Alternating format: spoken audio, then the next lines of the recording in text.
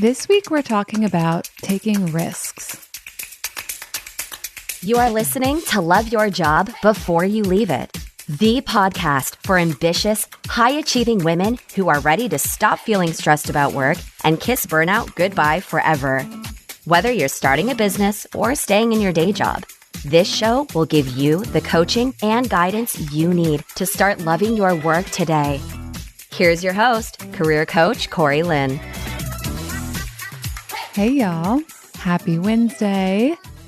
This week, we are talking about risks, how to take risks, when to maybe not take risks, how to think about risk taking in your career, and of course, as always, beyond, because everything we talk about here is relevant for work, but it's also often relevant for your whole life and all kinds of stuff that you're up to, hobbies, relationships, all the things, you know.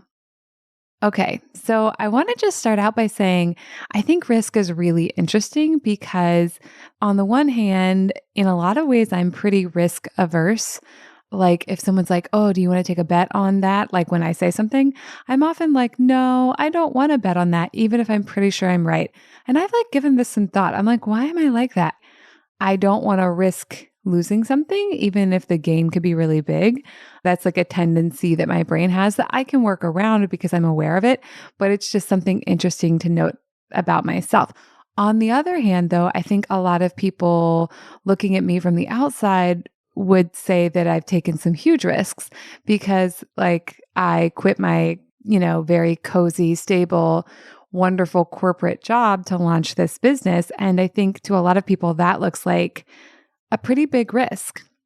I actually had a friend, I think it was this year, reach out via text and be like, I'm so proud of you and like what you've done and built your business. And like when you first started, I was a little bit like, maybe this is insane.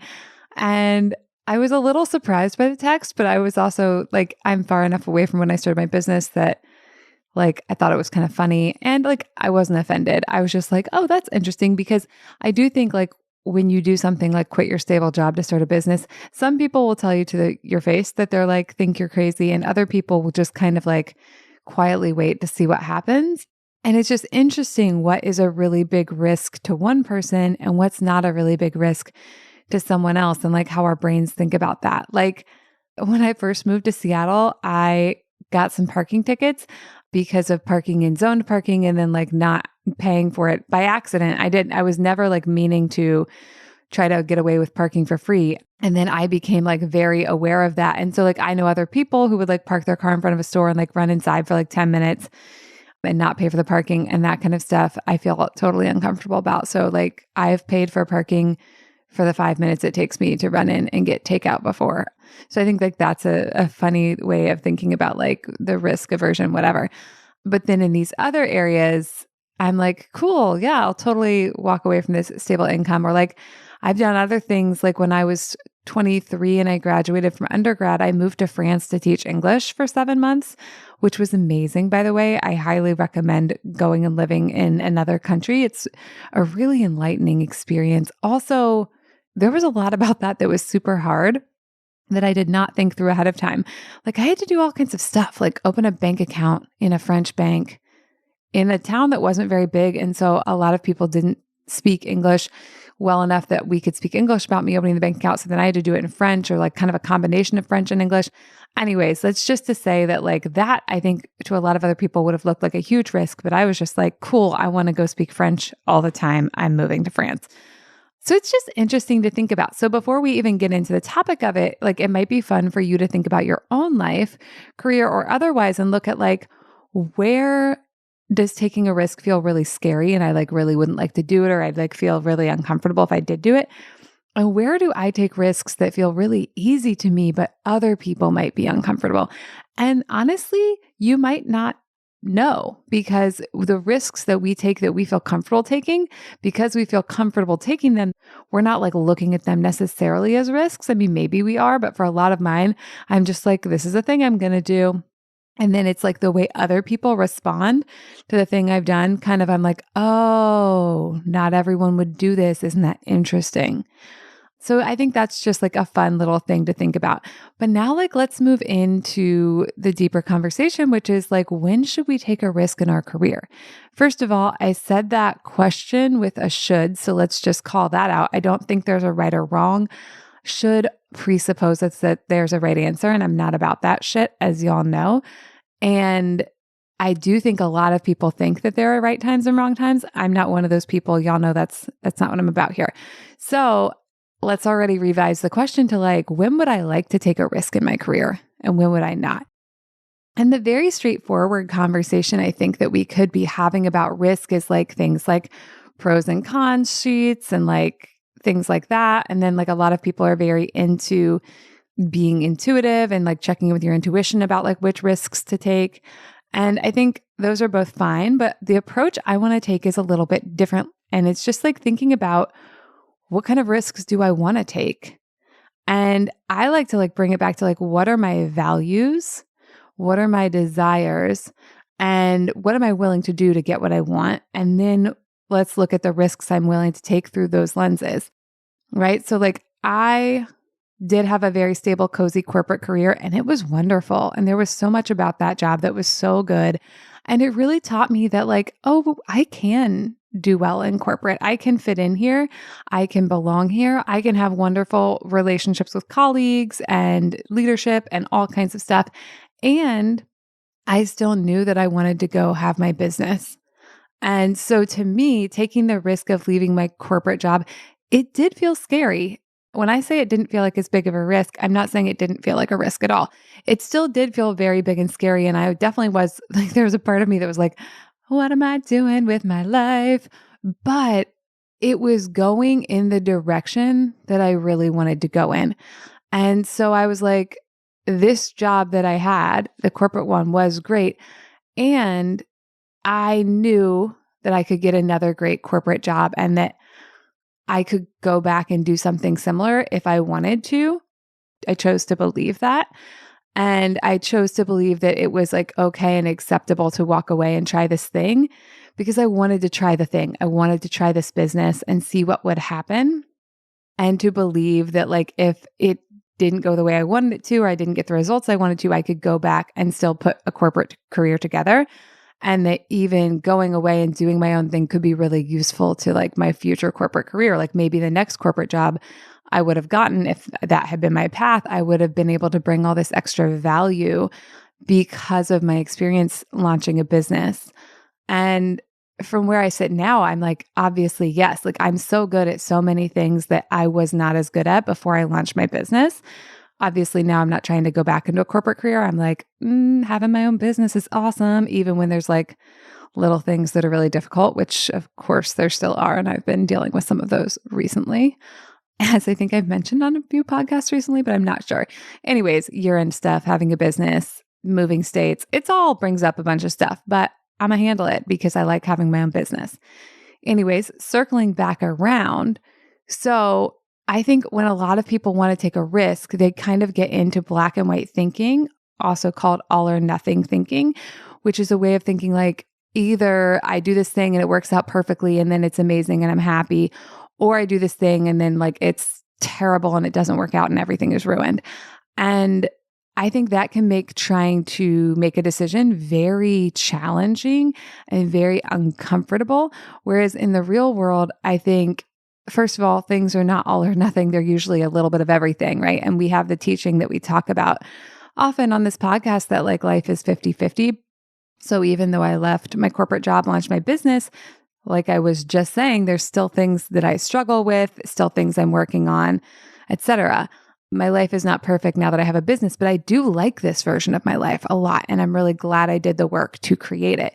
But so when thinking about a risk and are we going to take the risk or not, I don't think it's helpful framing to look at the risk going like, is this going to make my life like the life of my dreams? Or like, oh, will everything be ruined if I try this and it doesn't work? I don't think those are helpful frames versus like, who can I become if I take this risk? How could this risk be amazing for me and my career, no matter what happens? Now, those are framed very in the like looking at the positives of the risk. I think looking at the potential negatives is also useful. Like, what's the worst case scenario? What's the worst case scenario if I take this risk? Now, I do think you got to kind of do this on purpose, because if you don't, your brain will quietly be in there going like, the worst case scenario is everything is ruined, right? Because that is kind of how the brain orients itself a lot of the time. It's scanning for danger, it's scanning for threats, it's scanning with its negativity bias for all the ways things could go wrong, and it likes the status quo. And when I say it likes the status quo, I want to be really clear. How do I explain this? The brain prefers what it is used to. Yes, it does like novelty, that's a thing, but set that aside for now. The brain prefers what it's used to when it comes to keeping you alive, because whatever it's used to hasn't killed you yet.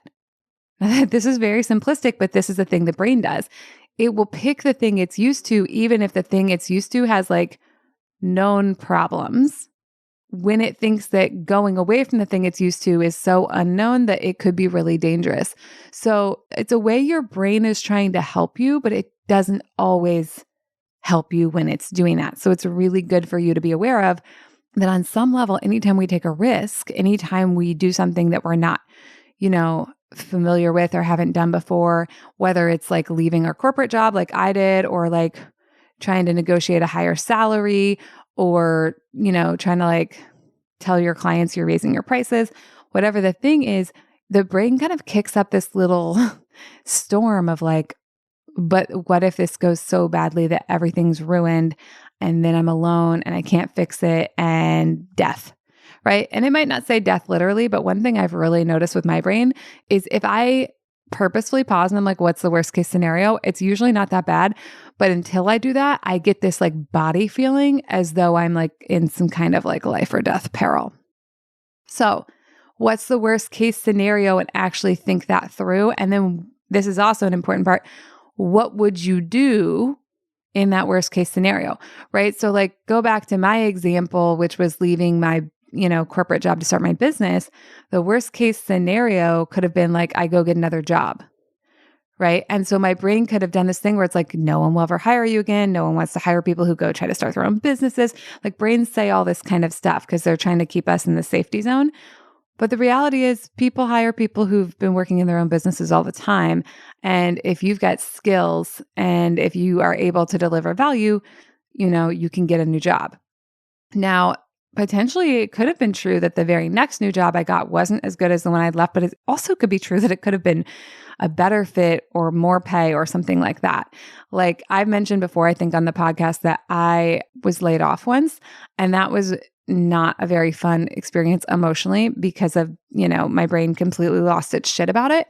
And the next job I got paid like $20K more and was a much better fit for me. In the middle part, before I knew what the next job was going to be, felt terrible. And I was an anxious mess. And this was before I knew about the thought work and the coaching that I use now. So I was really, really an anxious mess. And I mean that with the most love for myself possible, just so y'all know. But even with me being an anxious mess and like really struggling, I wound up in a great next job that like kind of blew my mind and was way beyond all my wildest expectations.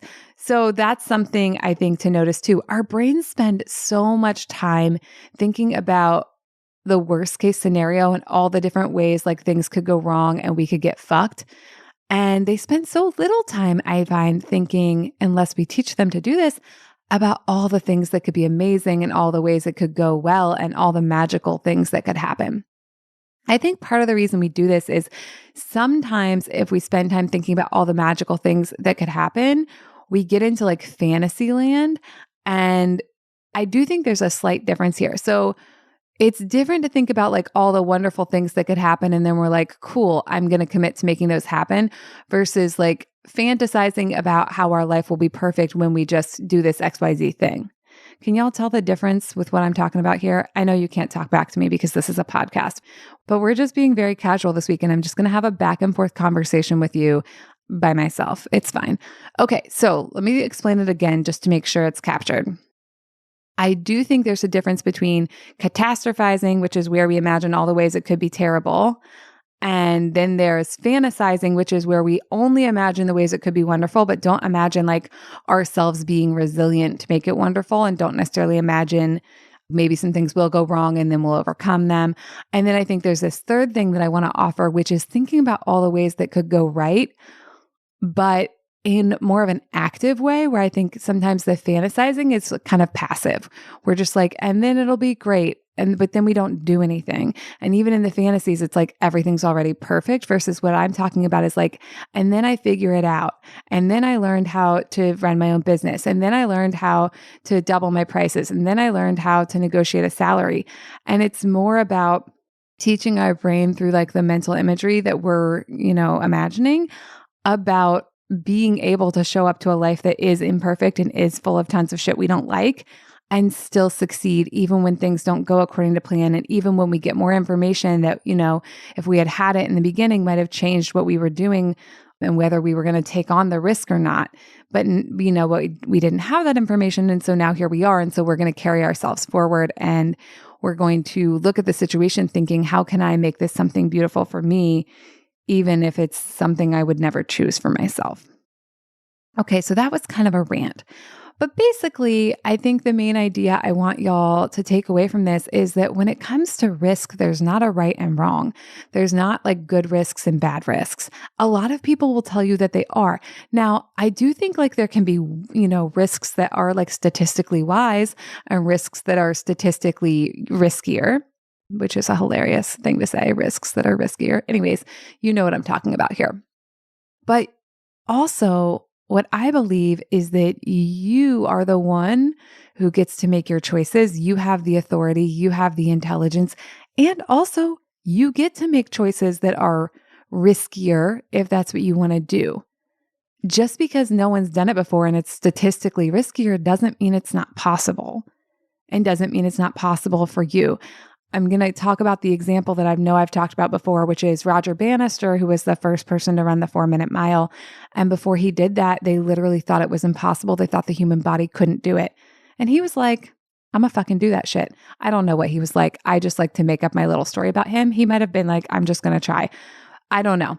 But the point is, he did it. And then a bunch of other people did it too, because they then were able to believe, oh, it's possible, so then I can do it. When people believe something is possible, it does make it easier to do. Being the first person to do it, or one of the first people, I think that takes more of us believing in ourselves, even when society and the rest of the world may be looking at us like we're crazy.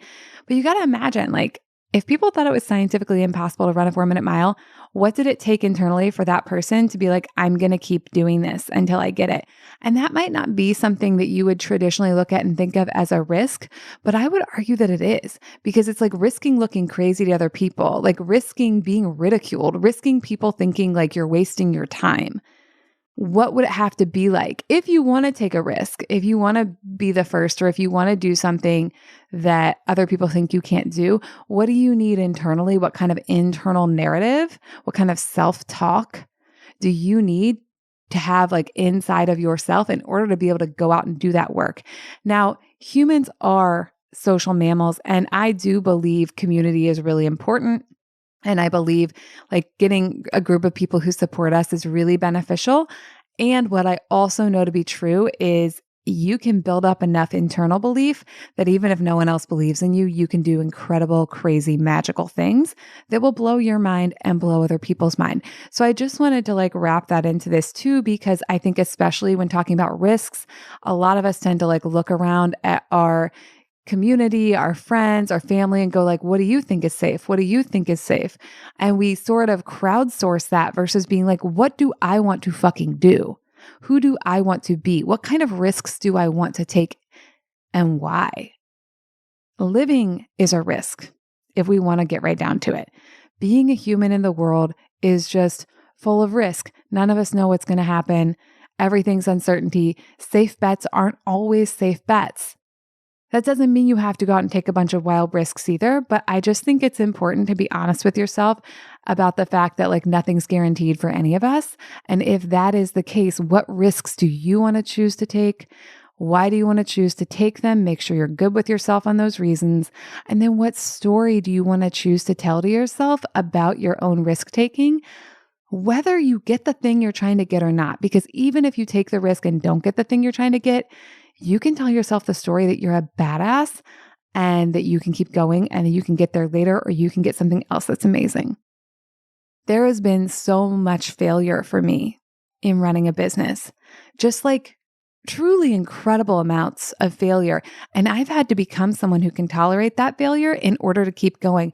But becoming someone who could tolerate that failure has been like the best thing that's ever happened to me. And it's made it possible for me to do all kinds of crazy things that were not available for younger me because she couldn't tolerate the discomfort of not succeeding. So I just think that's an important mention too. Being able to tell a beautiful story about your own risk-taking is going to make risk-taking much more fun when you choose to do it. And you get to do it when you want to, and you get to tell a beautiful story about yourself when you choose not to risk-take too. So basically, risk-take whenever you want, know your reasons, but tell a beautiful story to yourself about yourself either way. All right, that's what I have for y'all this week. Bye. Thank you for listening to Love Your Job Before You Leave It. We'll have another episode for you next week. And in the meantime, if you're feeling super fired up, head on over to CoreyLynn.com for more guidance and resources.